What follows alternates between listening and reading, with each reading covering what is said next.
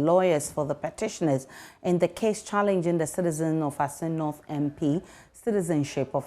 MP James Jachekwesin said they are unfussed by the refusal of Speaker of Parliament Alban Bagbin to declare the seat vacant. A Cape Coast High Court had ordered the conduct of fresh elections in the constituency after it found the MP unfit to hold office on grounds of his citizenship. Even though an appeal and a stay of execution have been filed by the embattled MP, a letter from the court to Parliament had requested that the Speaker declared the seat vacant to allow for a by-election.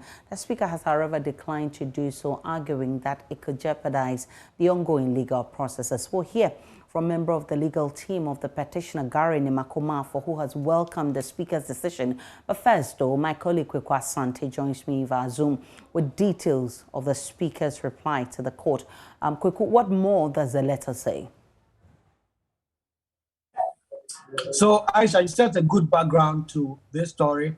The Speaker of Parliament, writing to the Clerk of Parliament, says that prior to receipt of this process, the Speaker had received a certified true copies of documents from the lawyers of James Jachekwesin, Member of Parliament for the Assin North constituency, filed in respect of an appeal against the judgment of the High Court.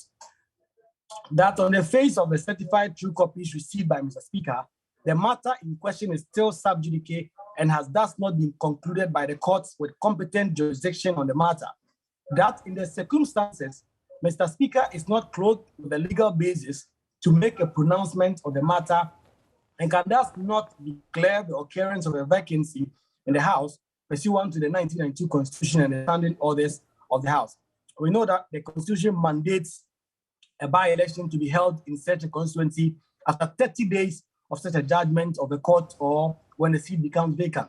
The Electoral Commission has not been able to do that because the Member of Parliament has still been holding himself out as one, actually going to Parliament and sitting in committee meetings, insisting that because he has filed a stay of execution, some of these processes would have to be on hold for now. And so, Mr. Speaker, writing through the clerk to the General Jurisdictions Registrar, the Law Court Complex here in Accra, and says that the seat as it is currently is not vacant and cannot be declared so.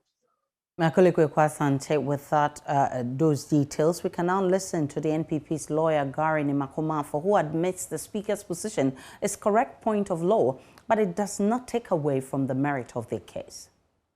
What the Speaker of Parliament is saying does not derogate from legal principles because I'm aware of an appeal having been filed on the matter. I'm also aware of a stay of execution having been filed on the matter and serve on all the affected parties. To the extent that the appeal has not been determined, the stay has not been determined by the court, it will appear to me that any attempt probably to declare that seat vacant will be overreaching the Court of Appeal.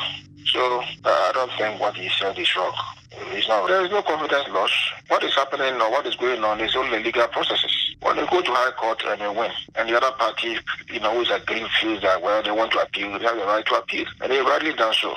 Gary Nimakomafo is a member of the legal team for the petitioners.